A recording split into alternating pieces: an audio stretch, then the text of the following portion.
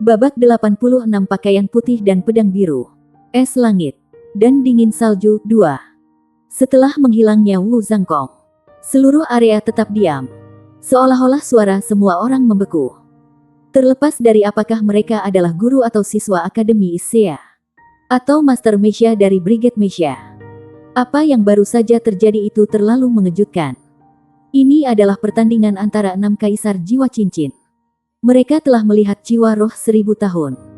Tetapi juga penampilan cincin jiwa 10.000 tahun. Apa yang tidak jelas adalah bahwa sementara kedua belah pihak berada pada level yang sama, mengapa Wu Zhangkong mampu mengalahkan Guang Biao dengan 2 serangan pedang? Karena Guang Biao adalah Kapten Brigade Mesya. Pengalaman pertempuran dan kultivasinya harus sesuai untuk posisi tersebut. Bahkan jika Wu Zhangkong memiliki cincin jiwa yang lebih baik, dia seharusnya tidak kehilangan itu dengan cepat. Perbedaannya mungkin karena jiwa bela diri mereka memiliki perbedaan besar. Atau, Wu Zhangkong memiliki tingkat pengalaman pertempuran yang jauh lebih besar daripada dia. Serta beberapa aspek khusus lainnya. Pangeran tampan, jeritan wanita tak dikenal terdengar. Dan Akademi Issea berubah menjadi lautan sorakan segera. Para siswa dari Akademi Menengah dan Lanjutan mulai menyemangati nama Wu Zhangkong. Terutama dari kelas 5. Masing-masing dan setiap siswanya memiliki wajah memerah. Dan berdiri dengan dada mereka terangkat dengan bangga. Kecuali untuk anak ajaib Xie. Sebagian besar dari mereka yang dialokasikan untuk kelas 5 tidak akan merasa nyaman dengan keadaan mereka. Kan? Namun, kecakapan Wu Zhangkong dalam pertandingan ini telah memberikan rasa puas pada siswa kelas 5. Di tengah para guru, Ye Yingrong menatap Wu Zhangkong. Matanya yang indah berkaca-kaca. Dia bergumam, "Saudari, aku awalnya tidak suka penampilannya yang sedingin es. Meskipun dia tampan, dia seperti es. Namun, sepertinya aku sudah jatuh cinta padanya. Dia cukup tampan untuk melupakan kekurangan itu." Di sisi Ye Yingrong adalah seorang wanita seusianya yang tampak tidak jauh berbeda dari penampilannya. Saat ini, matanya juga sayu. 6 dering. Dia benar-benar memiliki 6 cincin. Saya sebelumnya berpikir saya memiliki kesempatan untuk mengejarnya. Tetapi sepertinya saya tidak akan pernah bisa membalas dendam kepadanya. Dari apa yang dia tunjukkan tadi, sepertinya dia akan bisa berduel dan mengalahkan Soul Sage 7 cincin. Tidak ada keraguan bahwa dia berasal dari tempat itu. Ye Yingrong berbalik dan melihat ke arah kakak perempuannya di sebelahnya. Dia berbicara dengan senyum pahit. "Kakak, bukankah kamu terlalu pendendam?" Mata indah Ye Yingluo terbakar dengan keras kepala. "Tidak ada yang pernah menolak saya.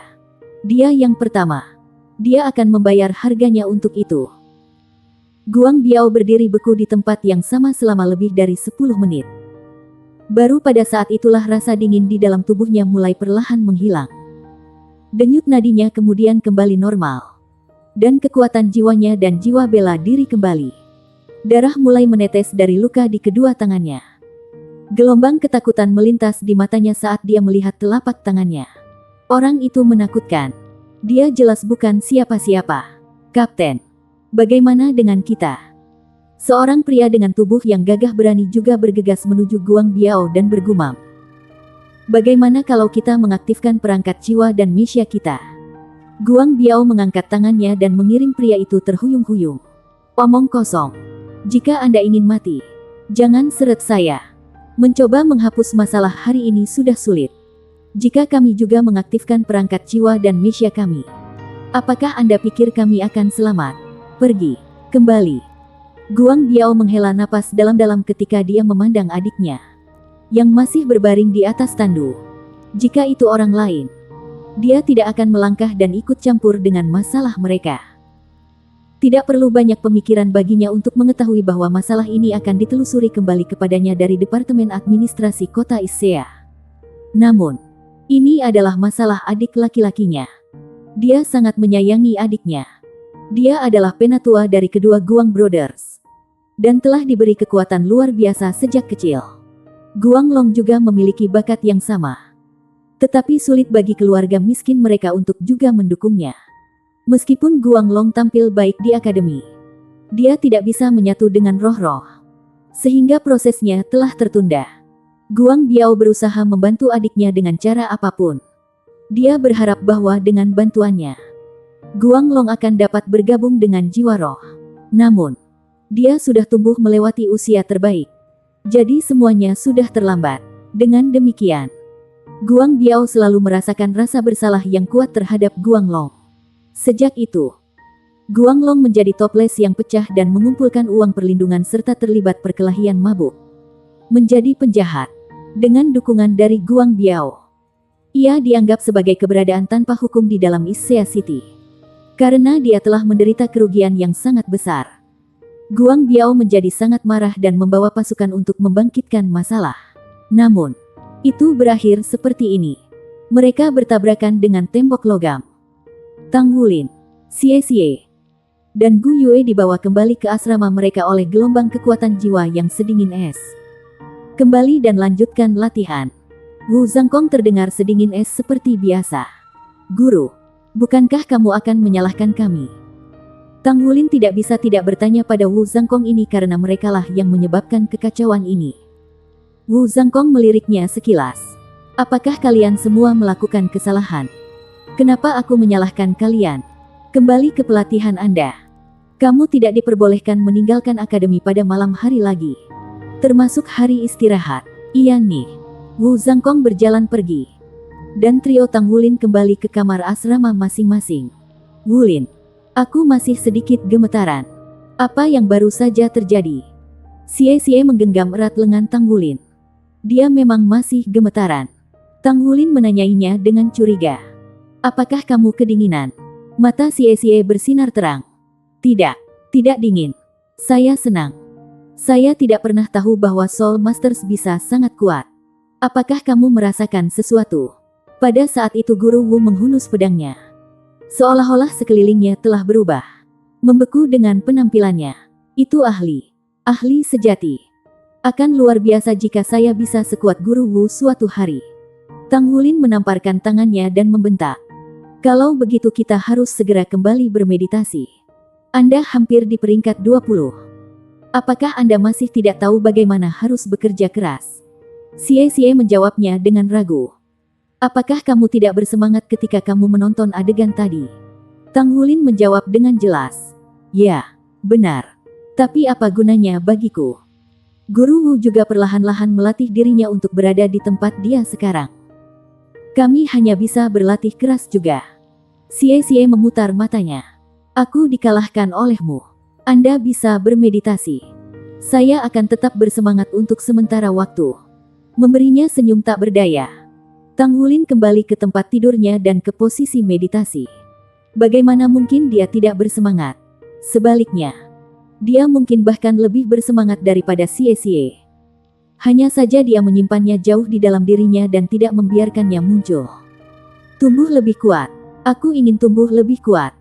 Tang Wulin mengambil napas dalam-dalam. Pikirannya fokus pada gambar dua serangan pedang Wu Zhangkong. Dengan itu, ia memulai meditasinya. Sepasang pedang yang menyerang gurunya terlalu menakjubkan. Itu hampir terasa seperti energi asing. Dia ingat bagaimana Wu Zhangkong tampaknya menarik pikiran dan hatinya ketika dia menyerang dengan dua serangan pedang itu. Seolah Wu Zhangkong telah berubah menjadi pusat alam semesta dan telah menggunakan alam semesta itu dalam perang melawan Guang Biao. Mungkin bagi orang lain, serangan pedang kedua Wu Zhangkong adalah yang paling mengejutkan. Ketika Skyfrost Sword-nya memancarkan ki pedang sedingin es itu, pedang itu mengeluarkan momentum yang seolah-olah bisa menghancurkan hutan bambu. Namun, bagi Tang Wulin, serangan pedang pertama itulah yang membuatnya terkejut. Babak 87 Aku punya naga di tubuhku. Ketika Wu Zhangkong mengangkat pedangnya dan mengarahkannya ke tanah, itu dilakukan dengan gerakan lembut dan bebas, tanpa jejak kekuatan di belakangnya. Dalam situasi itu, Tang Wulin tidak dapat dengan jelas melihat apa yang terjadi selanjutnya. Namun, ketika Skyfrost Sword Wu Zhangkong menyentuh tinju Guang Biao, dia bisa dengan jelas mendengar raungan naga sedih di dalam benaknya. Apalagi, raungan naga ini bergema terus-menerus. Ketika satu skala terbang dari kepalan itu, satu demi satu, deru naga yang menyakitkan itu menyebabkan pikirannya bergetar. Dia merasa seolah-olah serangan Wu Zhangkong sebenarnya menargetkan dirinya sendiri. Bahkan, setelah timbangan terbang, dia bahkan bisa merasakan pedang dingin yang telah memasuki tubuh Guang Biao. Dan penderitaan yang ditimbulkannya terhadap jiwa bela dirinya. Pada saat itu, hati Tang Wulin bergetar, dan suara lain muncul dalam benaknya. Suara itu sangat marah dan sensasi panas yang dia rasakan ketika dia ditusuk oleh belati naga cahaya muncul sekali lagi. Meskipun hanya sesaat, dan itu tidak menyebabkan tubuhnya berubah. Itu masih membuatnya sangat terkejut. Dari saat kekuatan pertama kali muncul hingga sekarang, tampaknya telah muncul lebih dan lebih sering. Tang Wulin menyadari bahwa tubuhnya tampaknya menyembunyikan semacam rahasia di dalamnya. Selain itu, rahasia ini kemungkinan ada hubungannya dengan mutasi Grace Blue Silver-nya. Dengan pemikiran ini, hati Tang Wulin tidak bisa membantu tetapi bergerak dengan gelisah. Biasanya, akan sangat mudah baginya untuk memasuki kondisi meditasi. Namun hari ini, dia tidak bisa menjaga pikiran yang tenang untuk waktu yang lama. Yun Xiao dan Zhou Zhangqi sudah kembali ke asrama.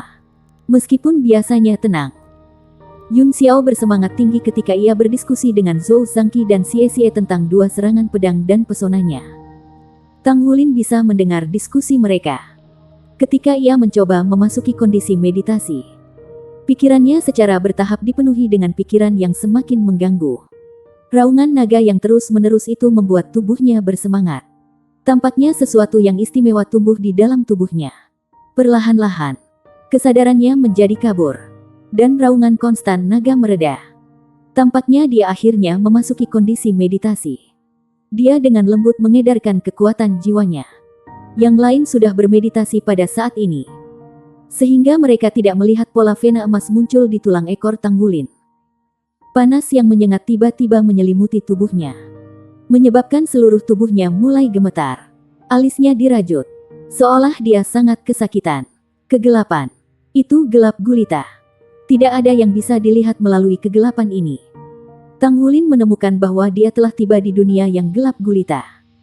Tiba-tiba, cahaya keemasan muncul dari kejauhan. Cahaya keemasan itu terlalu menyilaukan. Dan dia tidak bisa tidak memberikan semua perhatiannya. Cahaya keemasan semakin dekat dan dekat, menyebabkan ukurannya yang besar menjadi lebih jelas semakin dekat. Ketika Tang Wulin akhirnya bisa dan dengan jelas melihat benda apa itu, dia terkejut menemukan bahwa itu sebenarnya naga emas raksasa. Naga emas memiliki 5 cakar, dan seluruh tubuhnya ditutupi sisik emas besar. Sepasang tanduk tumbuh dari kepalanya, dan bentuknya seperti ular. Ah, mengapa dia tahu itu adalah naga? Itu jelas berbeda dari naga di benua. Itu tidak memiliki sayap dan memiliki 5 cakar di bawah perutnya. Namun, bagaimana dia tahu itu adalah naga? Cahaya keemasan tiba-tiba mekar, memberi Tang Wulin perasaan seseorang memandang rendah tanah. Ketika dia menundukkan kepalanya sendiri, dia bisa melihat tubuhnya. Pada saat ini, tubuhnya tampak agak ilusi. Dia berdiri di atas lantai ubin biru dan sepertinya dia berada di aula besar. Yang melayang di udara di dalam aula ini adalah naga emas raksasa itu. Dibandingkan dengan sebelumnya, dia bisa melihat jauh lebih jelas sekarang. Tang Wulin kagum menemukan bahwa naga itu panjangnya lebih dari 100 meter dan memiliki 18 cincin cahaya di sekitarnya. Setiap cincin cahaya memancarkan cahaya biru jernih. Dia tidak tahu mengapa. Tetapi ketika Tang Wulin melihat cahaya biru ini, hal pertama yang dia pikirkan adalah rumput Blue Silver miliknya sendiri. Akhirnya kau sampai. Pada saat itu, suara murni dan dingin terdengar di seluruh aula. Dalam sekejap, seluruh aula diterangi oleh sinar keemasan yang kemudian terkondensasi di tengah menjadi bentuk manusia. Bentuk tubuh itu sangat transparan, dan tidak mungkin untuk melihat penampilannya yang tepat. Itu hampir seolah-olah tubuhnya dibuat murni dari cahaya dan bayangan. Kamu siapa? Tempat apa ini? Apakah saya bermimpi? Tanya Tang Wulin. Mungkin Anda. Saya juga tidak tahu siapa saya. Suara siluet emas itu sepertinya bingung. Aku hanya seutas kesadaran ilahi. Saya adalah benang kesadaran ilahi yang didedikasikan untuk membimbing Anda. Anda dapat mengatakan bahwa ini adalah impian Anda. Tetapi Anda juga dapat mengatakan bahwa ini adalah bagian dari tubuh Anda. Tang Wulin baru berusia 9 tahun. Jadi keingintahuannya jauh lebih besar daripada ketakutannya. Dia dengan rasa ingin tahu bertanya. Jadi maksudmu aku punya naga di tubuhku? Sosok emas berkata. Ini bukan hanya naga, tetapi Raja Naga. Lebih tepatnya, itu adalah jiwa Raja Naga Emas. Tang Wulin bertanya dengan kagum. Apakah ini jiwa bela diri saya? Tidak, jawab sosok emas itu. Dalam arti tertentu, itu adalah bencana bagimu. Ini karena energi Raja Naga Emas terlalu kuat. Jadi tubuhmu yang lemah tidak tahan. Jika energinya putus, Anda akan mati. Mati. Tang Wulin tercengang. Dia masih muda dan tidak pernah berharap untuk menghadapi konsep kematian secepat ini. Jika dia meninggal, lalu apa yang akan terjadi pada ibu dan ayahnya? Dia juga tidak akan bisa mencari Naer. Apakah aku pasti akan mati? Tanya Tang Wulin dengan bodoh. Jika itu pasti, maka aku tidak akan muncul di sini. Jika Anda mengikuti instruksi saya, Anda akan memiliki kesempatan untuk hidup. Akan tetapi, itu akan sangat sulit bagimu. Suara sosok emas itu menenangkan. Tang Wulin menggigit bibirnya. Lalu apa yang harus aku lakukan? Sosok emas dengan serius berkata. Karena kamu telah datang ke sini. Itu adalah bukti bahwa kamu sudah bisa merasakan kekuatan jiwa dan mulai dipengaruhi olehnya. Raja Naga Emas memiliki kekuatan fisik terbesar. Sehingga energinya juga akan memengaruhi tubuh Anda. Bukankah kekuatanmu melebihi kekuatan orang biasa? Sebelum ini, Tang Wulin masih berpikir itu adalah mimpi. Namun, ketika dia mendengar kata-kata sosok emas itu, dia perlahan-lahan menyadari bahwa mungkin itu bukan mimpi. Paling tidak, ini tidak sesederhana mimpi. Iya nih, kekuatan saya jauh lebih besar daripada orang biasa. Kata Tang Wulin jujur. Sosok emas berkata, itu karena kamu sudah dipengaruhi oleh Raja Naga Emas. Energi Golden Dragon King seperti bom waktu dalam tubuh Anda.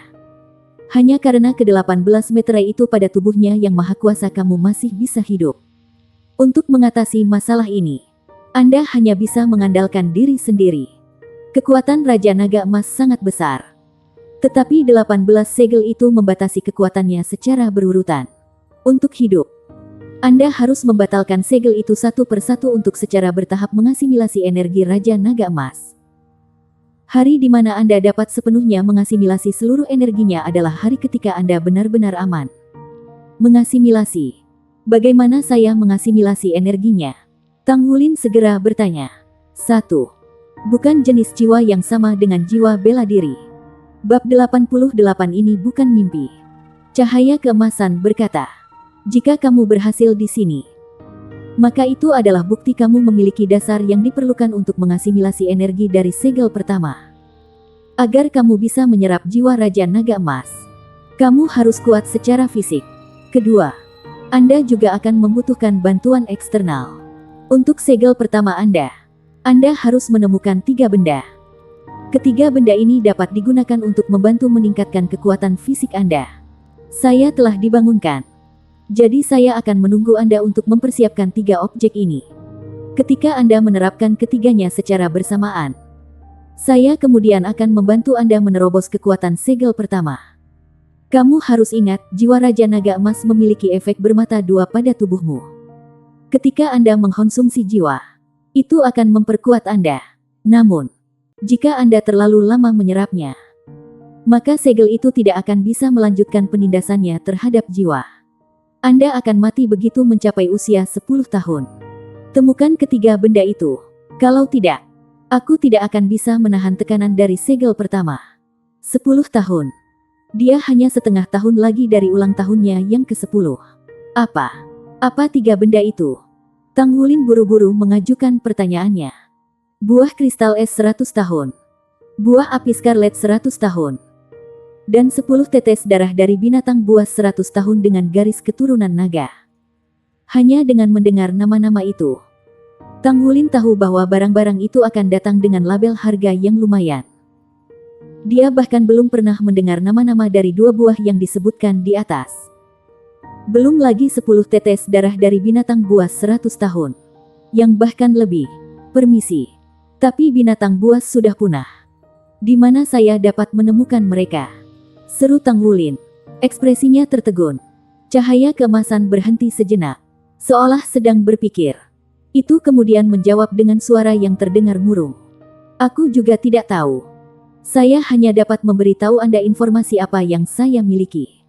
Bagaimana Anda bisa melakukan ini? Atau bagaimana Anda mencapainya? Itulah masalah Anda untuk dipecahkan. Saya tidak dapat membantu Anda memecahkan masalah ini. Saya hanya dapat mengingatkan Anda bahwa Anda harus membuka segel pertama dan menyerap jiwa yang tertekan pada usia 10 tahun. Kalau tidak, Anda akan mati. Ketika kamu telah menemukan benda-benda ini, masukkan keadaan meditasi sekali lagi dan fokus pada gambar naga. Saya kemudian akan mengantar Anda ke sini. Sekarang, saya akan membawa Anda keluar dari tempat ini. Silakan tunggu. Tang Wulin buru-buru memohon. Aku hanya seutas kesadaran ilahi. Dan ada batasan berapa lama aku bisa tinggal di sini. Tolong berhenti memperpanjang masa tinggal saya. Cahaya keemasan terdengar parah ketika berbicara. Tang Wulin bertanya, mengapa sisik muncul ketika saya berhubungan dengan benda-benda tertentu? Seperti saat aku ditusuk oleh belati naga cahaya Xie. Apakah ini ada hubungannya dengan Raja Naga Emas? Cahaya keemasan itu menjawab, ya. Ketika darah Anda melakukan kontak dengan benda atau makhluk tipe naga lainnya, kekuatan Raja Naga Emas akan sementara muncul. Anda tidak dapat mengontrol kekuatan ini karena Anda belum memecahkan segel. Karena itu, Anda harus menemukan 3 objek ini dengan cepat. Tang Wulin memiliki banyak hal untuk ditanyakan. Tetapi lingkungannya tiba-tiba berubah dan mulai berputar. Dia terbangun saat berikutnya. Tubuhnya basah oleh keringat. Dan dia merasakan sakit yang tak terkatakan. Dia juga jelas merasa bahwa suhu tubuhnya yang tinggi sudah mulai dingin. Apakah itu mimpi atau bukan mimpi? Tidak, bukan itu. Jika bukan karena pengalaman sebelumnya, maka dia akan berpikir itu adalah semacam mimpi. Namun, apakah ini benar-benar sesederhana mimpi? Jika itu adalah mimpi, lalu mengapa itu terasa begitu nyata baginya? Mengapa sisik emas muncul ketika dia ditikam oleh belati naga cahaya? Mengapa dia begitu lemah dan biasa ketika dia muda? Namun telah menjadi jauh lebih kuat setelah jiwa bela dirinya terbangun. Tetapi jika itu bukan mimpi, lalu mengapa ada jiwa naga di dalam tubuhnya yang terus-menerus membahayakan hidupnya? Sosok emas terang itu mengatakan bahwa meskipun ini krisis, itu juga sebuah peluang untuk menyerap jiwa naga. Jadinya dia nanti apa? Ada banyak pertanyaan di kepalanya. Dan penjelasan cahaya keemasan tidak menjawabnya. Sambil menggelengkan kepalanya dengan paksa, dia menenangkan pikirannya dan bangkit dari tempat tidur. Dia pergi ke ruang cuci untuk membersihkan tubuhnya dan kemudian berganti pakaian kering. Setelah itu, dia kembali tidur. Tenang. Aku harus tenang, katanya dalam hati. Saat dia mengambil napas dalam-dalam, mata Tang Wulin menjadi fokus. Setidaknya 2 poin bisa diringkas. Pertama, benar-benar ada jiwa naga di tubuhnya dan itu adalah ancaman bagi hidupnya sampai dia bisa menyerapnya. Kedua, jika dia bisa menyerap jiwa naga, maka kekuatannya secara bertahap akan menjadi lebih kuat. Jadi, hal pertama yang harus dia lakukan adalah menemukan ketiga benda yang disebutkan oleh cahaya emas kepadanya. Setelah itu, ia kemudian akan mencoba menyerap kekuatan yang ditekan oleh segel pertama. Hanya ketika dia mencobanya dia bisa mengerti apa itu. Jika dia menyerap jiwa, dapatkah dia mengendalikan kekuatan timbangan itu? Dia baru berusia 9 tahun. Dan pola pikirnya belum terlalu matang. Konsep kematian baginya tidak seburuk yang dipikirkan orang dewasa. Bahkan jika hatinya memang memiliki ketakutan, ketakutan itu tidak sekuat itu. Buah kristal es 100 tahun. Buah api scarlet yang berumur 100 tahun. 10 tetes darah dari makhluk berjenis naga. Hanya nama-nama benda itu memberinya kesan bahwa mereka tidak umum ditemukan. Di mana dia bisa menemukan mereka? Dengan perut penuh dengan ketidakberdayaan, Tang Wulin memulai kembali meditasinya. Kali ini, ia berhasil memasuki keadaan meditasi. Pagi tiba dan keempat penghuni asrama terbangun. Tampak terisi penuh. Ayo pergi, Wulin. Ayo makan. Xie melompat dari tempat tidurnya. Tang Wulin menjawabnya tanpa daya. Kamu bahkan belum mencuci diri. Aku agak lapar. Ayo cepat cuci diri. Tang Wulin angkat bicara. Xie, ada yang ingin kutanyakan. Pernahkah Anda mendengar beberapa benda yang disebut buah kristal es dan buah api scarlet? Xie tertegun ketika mendengar Tang Wulin. Buah es kristal, buah api scarlet. Tentu saja saya pernah mendengar tentang mereka. Bukankah itu buah roh biasa? Anda dapat dengan mudah menemukannya di pasar. Mereka buah-buahan yang sangat efektif dalam memelihara jiwa bela diri dengan es dan sifat api. Jiwa bela dirimu adalah tipe tumbuhan. Jadi bukankah buah-buah itu tidak berguna? Tang Wulin gembira setelah mendengar apa yang dikatakan Xie.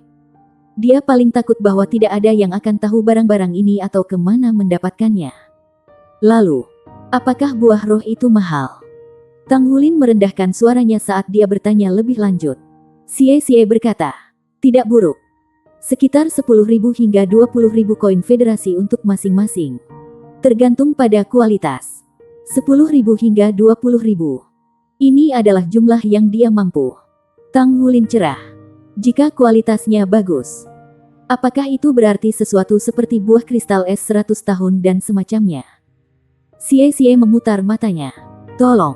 Masuk akal. Buah roh 10 tahun akan dianggap cukup bagus. Buah 100 tahun hanya akan ditemukan di pelelangan. Dan akan dianggap sebagai harta roh. Jika itu adalah buah 1000 tahun. Maka itu akan dianggap sebagai harta surga dan bumi.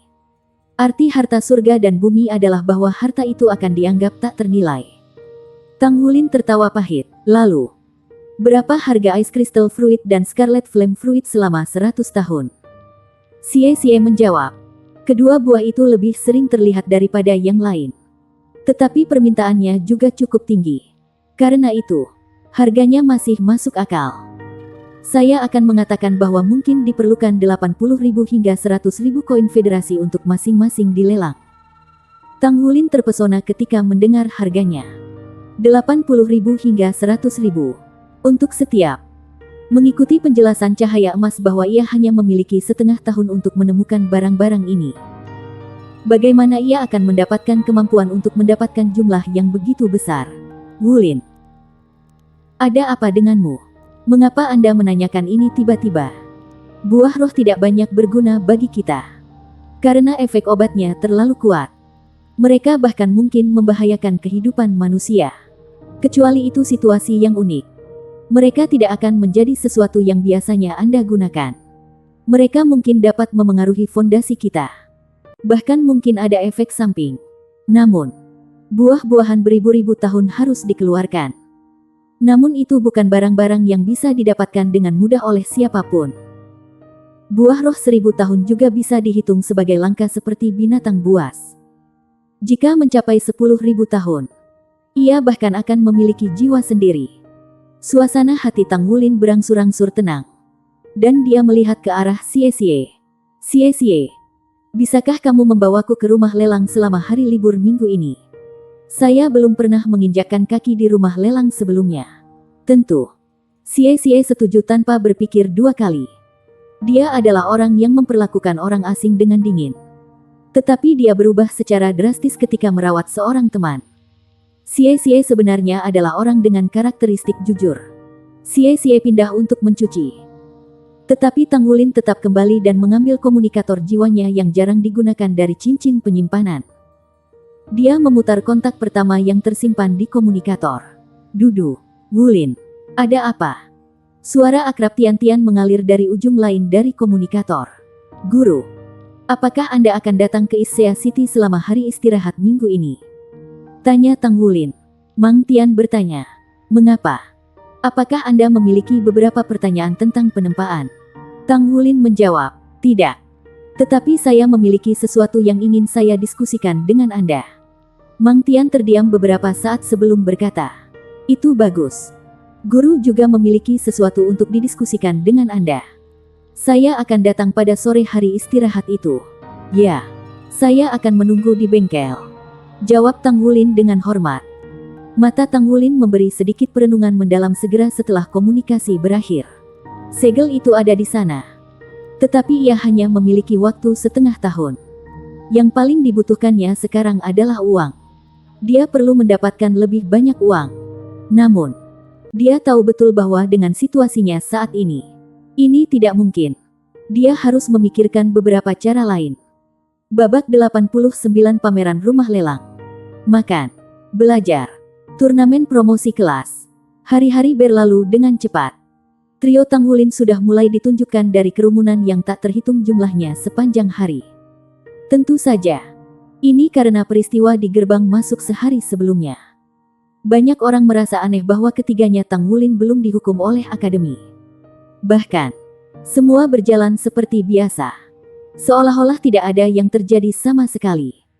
Jumlah siswa yang berkumpul di sekitar Wu Zangkong untuk menontonnya semakin bertambah sekarang. Sedemikian rupa sehingga banyak guru bahkan tidak bisa masuk. Setelah pertempuran hari sebelumnya, ketenaran Pangeran Iblis sombong yang arogan telah mencapai tingkat yang sama sekali baru. Dia bukan hanya pangeran tampan siswa perempuan sekarang, melainkan dia adalah pangeran tampan dari seluruh akademi. Terlepas dari semua ini, Wu Zangkong tidak menunjukkan reaksi sama sekali dan adalah dirinya yang dulu. Dalam pertandingan sepulang sekolah dengan kelas 2 kelas 1, Tanghulin, Xie Xie, dan Gu Yue tidak menghabiskan terlalu banyak kekuatan. Hanya satu dari lawan mereka yang memiliki cincin jiwa 100 tahun. Dan ketika dihadapkan dengan koordinasi trio Tanghulin, mereka sama sekali tidak berdaya. Xie Xie didukung oleh daya tembak Gu Yue dan dengan mudah bisa mengalahkan lawan mereka. 3 pertempuran, 3 kemenangan. Dengan tambahan ledakan di gerbang sehari sebelumnya. Kelas 5 telah menjadi fokus perhatian seluruh akademi. Besok adalah hari istirahat mereka. Dan setelah hari istirahat mereka, akan tiba saatnya bagi mereka untuk menantang kelas 1. Setiap kelas 1 sama sekali berbeda dari yang lain. Itu karena kelas 1 adalah pertemuan para jenius paling menonjol tahun itu. Dalam 20 tahun terakhir, kelas 1 tidak pernah dikalahkan oleh kelas di bawah mereka dalam peringkat. Setelah makan malam, Tanghulin dan Xie Xie bersiap untuk kembali ke asrama mereka. Tetapi Gu Yue menghentikan mereka. Kemana kalian berdua pergi besok? Cepat dan katakan padaku. Jika tidak, kamu tidak bisa menyalahkanku karena bersikap kasar. Gu Yue berbicara dengan tangan di pinggulnya dan memberi mereka ekspresi sengit. Meskipun dia tidak terlalu cantik, dia pasti cantik. Dengan penampilannya seperti ini, yang lain tidak bisa menahan tawa. Mengapa kita perlu memberitahumu kemana kita akan pergi atau apa yang kita lakukan? Xie Xie mendengus. Mulut Gu Yue berkedut saat dia berkata, aku sudah mendengar apa yang kalian bicarakan ketika kita makan. Kalian akan keluar besok. Tidak apa-apa jika Anda tidak memberitahu saya. Tetapi saya akan pergi dan mencari guru Wu dan memintanya untuk pelatihan tambahan. Lalu kalian berdua bisa melupakan kabur besok. Dan dalam hal apapun, kita akan segera bertarung dengan kelas 1. Jadi latihan ekstra akan pas. Bagaimana kamu bisa begitu menjijikkan? Xie Xie menatapnya dengan mata lebar sebelum mengubahnya menjadi cahaya. Gu Yue dengan dingin mendengus. Aku hanya menjengkelkan ini. Punya masalah. Apakah Anda akan memberitahu saya atau tidak? Tanghulin buru-buru merapikan segalanya. Gu Yue, akulah yang meminta Xie Xie untuk membawaku ke rumah lelang besok. Saya belum pernah ke satu sebelumnya. Gu Yue tersenyum. Baik. Kalau begitu kita semua akan pergi bersama. Xie Xie menghindari memandangnya ketika dia berkata, siapa yang ingin kamu datang? Ini masalah pria. Gu Yue menjawab. Aku juga tidak mengatakan ingin pergi bersamamu. Dengan perilaku menjijikkanmu. Tidak masalah jika hanya aku dan Wulin. Xie Xie menatapnya curiga. Meski usianya baru 9 tahun. Tang Wulin masih sangat tampan. Mungkinkah kamu menyukai Wulin?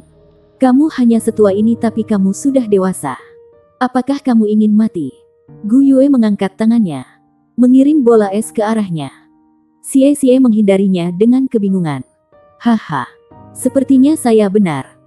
Saya akan memberitahu Guru Wu bahwa Anda mengikuti contoh buruk pada usia yang sangat muda. Kamu bisa melakukannya jika kamu ingin mati. Gu Yue melemparkan dirinya ke depan. Cahaya terang terbang dari tangannya saat dia mengejar Xie Xie. Tang Wulin tak berdaya menatap mereka berdua. Dia sudah lama terbiasa dengan adegan pertengkaran mereka. Yang bisa dia lakukan hanyalah mengangkat tangannya dan menghentikan pertengkaran mereka. Pada akhirnya, mereka bertiga berangkat pagi-pagi keesokan harinya. Xie ingin pergi lebih awal untuk mengusir Gu Yue, tetapi tidak mampu. Gu Yue sedang menunggu di pintu asrama dan menangkapnya dengan tangan merah. Xie, di mana rumah lelang? Tang Wulin bertanya dengan rasa ingin tahu saat mereka berjalan. Xie melirik Gu Yue yang tersenyum ke samping. Ada di Museum Issea. Rumah lelang kota Issea kami dikombinasikan dengan museum. Ada tempat khusus untuk memamerkan barang lelang di museum. Mereka juga akan secara berkala mengadakan lelang. Mari kita lihat barang-barang yang dipamerkan. Waktu lelang juga akan terdaftar di sana. Gu Yue dengan penasaran bertanya pada Tang Wulin. Wulin, kenapa kamu tiba-tiba ingin pergi ke rumah lelang? Saya tidak pernah melihat Anda menunjukkan minat sebesar ini sebelumnya. Tang Wulin berkata, itu hanya kemauan tiba-tiba. Ayo pergi dan lihatlah dengan santai. Museum Issea terletak tepat di sebelah selatan pusat kota Issea. Itu adalah bangunan sederhana dan tanpa hiasan. Dan terdiri dari satu bangunan utama dan dua bangunan sekunder. Bangunan utama memiliki pameran dengan segala macam spesimen binatang jiwa langka. Issea City telah menjumpai segala macam barang dan binatang buas selama berbagai zaman. Di sebelah kiri adalah bangunan sekunder, yang merupakan area pameran barang-barang rumah lelang yang dibicarakan oleh Xie. Sedangkan untuk rumah lelang itu sendiri, itu di lantai atas bangunan utama. Area pameran barang-barang rumah lelang di dalam gedung sekunder tidak mengharuskan seseorang untuk membeli tiket masuk. Dan orang dapat langsung masuk sesuka hati. Jumlah orang yang melihat barang-barang di dalamnya berjumlah lebih dari sekadar beberapa. Bangunan sekunder memiliki total 4 lantai. Meskipun itu hanya bangunan sekunder, ukurannya masih sangat besar.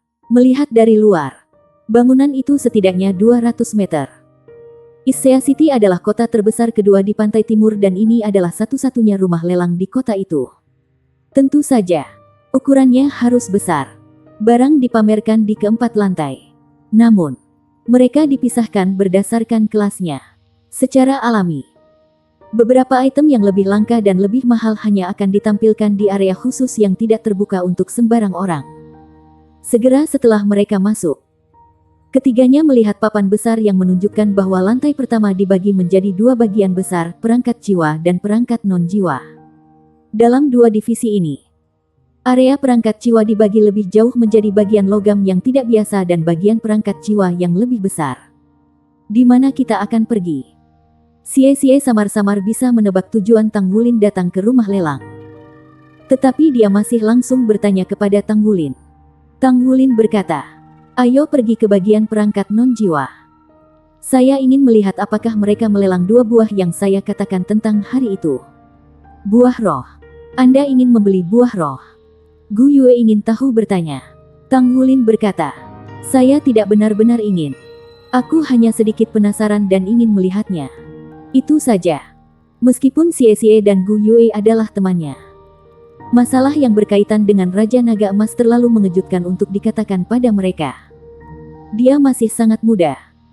Namun dia tahu bahwa ini adalah jenis rahasia yang sama sekali tidak bisa dia katakan kepada siapapun. Kalau begitu mari kita lihat.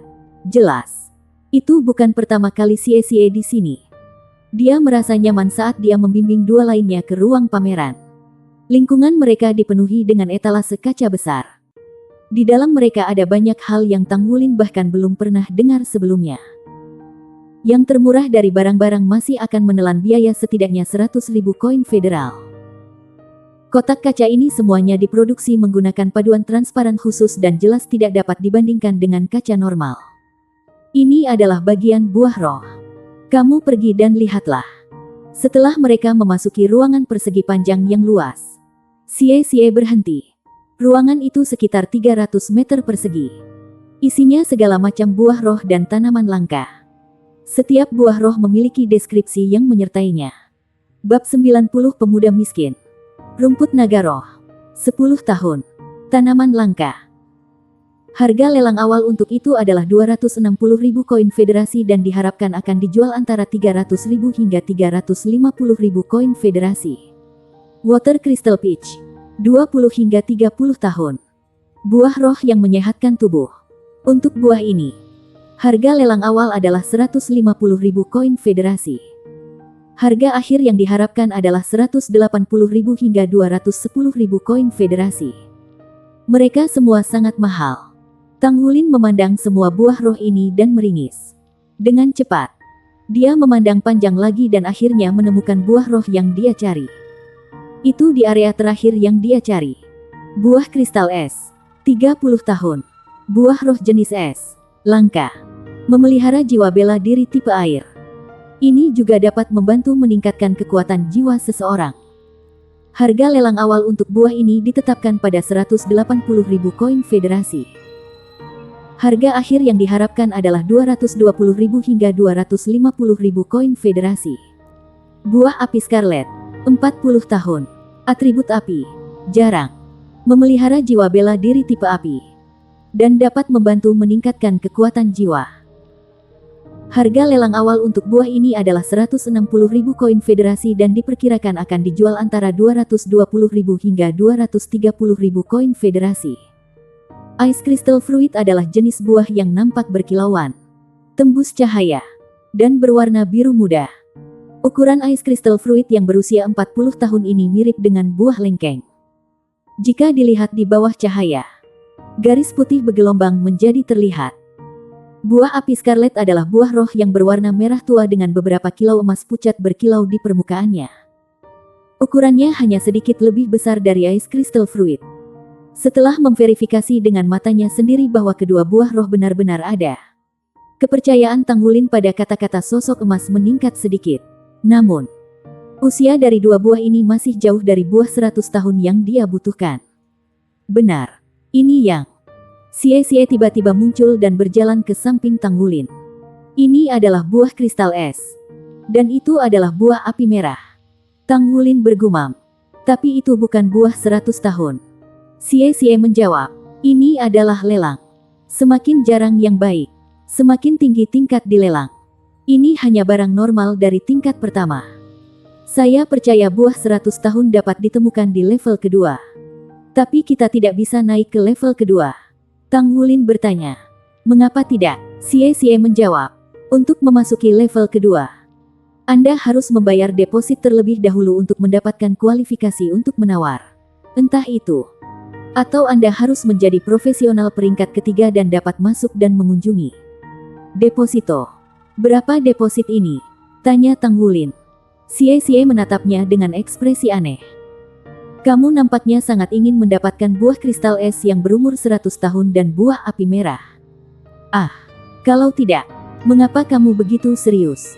Tang Wulin mendesah lembut dan hanya berkata, tolong, lanjutkan saja dan jelaskan. Mengamati kepahitan dalam pandangan Wulin, Xie mengerutkan kening. Wulin, apakah kamu bertemu dengan beberapa kemalangan? Tang Wulin menggelengkan kepalanya. Aku tidak ingin membohongimu. Dan aku juga tidak bisa memberitahumu. Jika Anda tidak menjelaskan, maka saya akan bertanya kepada orang lain. Setelah melihat bahwa Tang Wulin akan pindah, Xie buru-buru menghentikannya. Baiklah, aku akan memberitahumu. Jumlah deposit adalah 100.000 untuk memasuki level kedua. Ketika Anda mencapai level ketiga, Anda perlu menambahkan 100.000 lagi ke deposit. Ketika Anda pindah ke tingkat yang lebih tinggi, nilai barang meningkat dan begitu juga jumlah setoran. 100.000. Tang Wulin telah benar-benar menabung sejumlah uang dalam beberapa bulan terakhir ini dan dapat menghasilkan jumlah 100.000.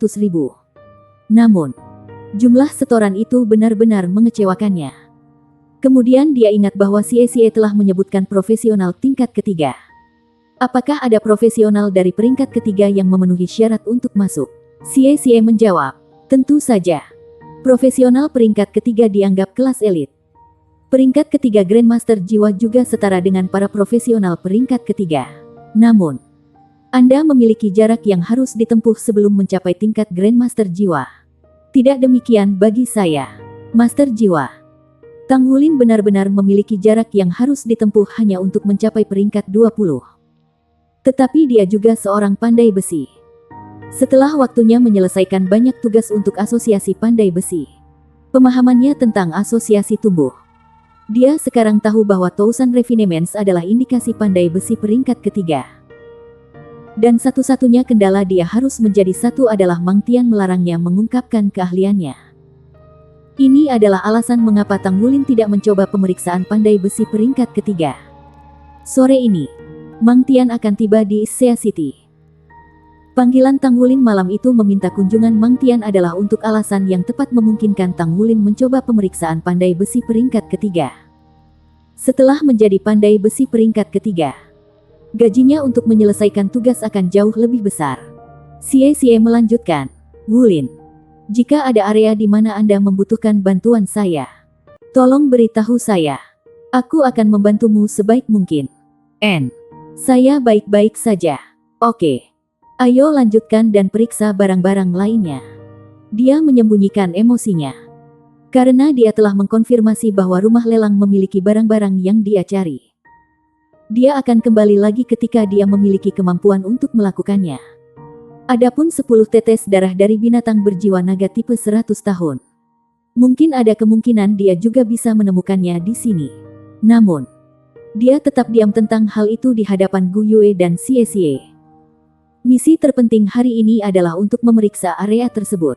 Pada akhirnya, perjalanan rumah lelang ini tidak sia-sia. Ketiganya berjalan-jalan di tingkat pertama dan selain belajar tentang barang-barang baru, mereka juga memeriksa beberapa tempat yang akrab. Misalnya, logam palsu. Logam langka yang ditemukan di tingkat pertama hanya 100 yang dimurnikan. Level penyempurnaan pada level pertama berarti bahwa ribuan logam olahan harus ditemukan pada level kedua. Penemuan ini memenuhi hatinya dengan harapan. Jika dia bisa memenuhi syarat sebagai pandai besi peringkat ketiga dan mengambil tugas menempa peringkat ketiga, dengan waktu yang cukup, akan mungkin baginya untuk mengumpulkan cukup dana. Setelah mereka meninggalkan rumah lelang, ketiganya kembali ke akademi untuk makan siang. Bukannya mereka tidak ingin makan siang di luar akademi, tapi nafsu Tang Wulin terlalu luar biasa. Dia enggan meminta Xie dan Gu Yue untuk membayar makan. Jadi kembali ke akademi untuk makan gratis adalah keputusan yang paling hemat biaya. Aku akan pergi ke bengkel penempaan sore ini. Kalian harus kembali dan berlatih. Benar. Bisakah Anda juga pergi dan mengumpulkan informasi tentang kelas 1? Kami tidak memiliki pengetahuan tentang mereka, kata Tang Wulin kepada Xie. Xie tahu tentang kebiasaan Tang Wulin pergi ke bengkel setiap minggu selama hari istirahat mereka. Baik, kamu bisa pergi. Bukankah itu hanya kelas 1? Saya bisa mengalahkan mereka sendiri. Xie menyatakan dengan arogan. Tidakkah kamu takut badai besar akan memotong lidahmu itu? Pada saat itu, suara aneh dan sinis terdengar. 3 ikan kecil dari kelas 5. Sekarang aku menyebutnya sombong.